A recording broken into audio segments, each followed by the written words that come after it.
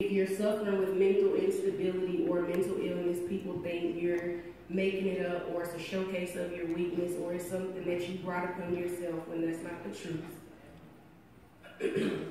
And I've seen this attitude towards mental health, this stigma all around countless times.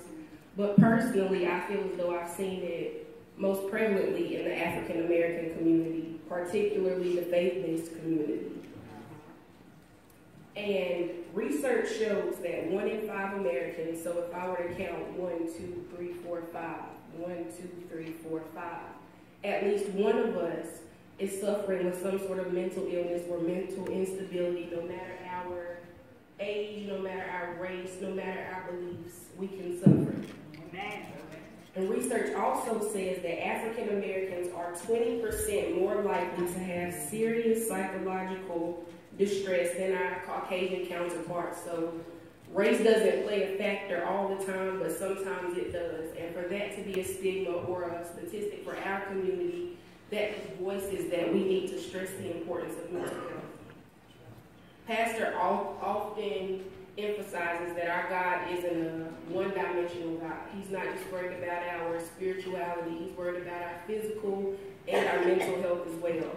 That's why it is absolutely imperative to stress, highlight, research, learn more about mental health, and to spread the news to other people around us. On the little handout you received, it's just a resource connector that has a few resources in a sea of resources that we have unlimited amount of resources that we can utilize to better ourselves if we need them.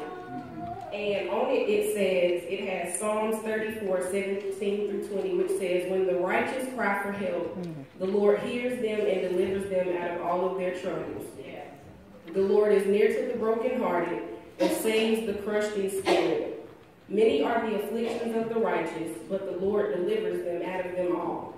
He keeps all his bones, and not one of them is broken. And our church motto here at Elon First Baptist Church is that we're a church determined to make a difference through spreading the good news and good works. So take this good news that you've received today and do a good work and spread it to someone that needs it. Amen.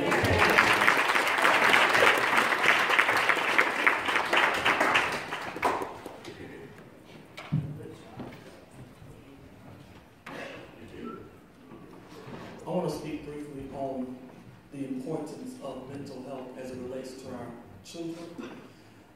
The big thing that I want us to see is that what happens with our children as far as the mental health doesn't just affect them in the short term, but it also affects them and can affect them in the long term. Amen.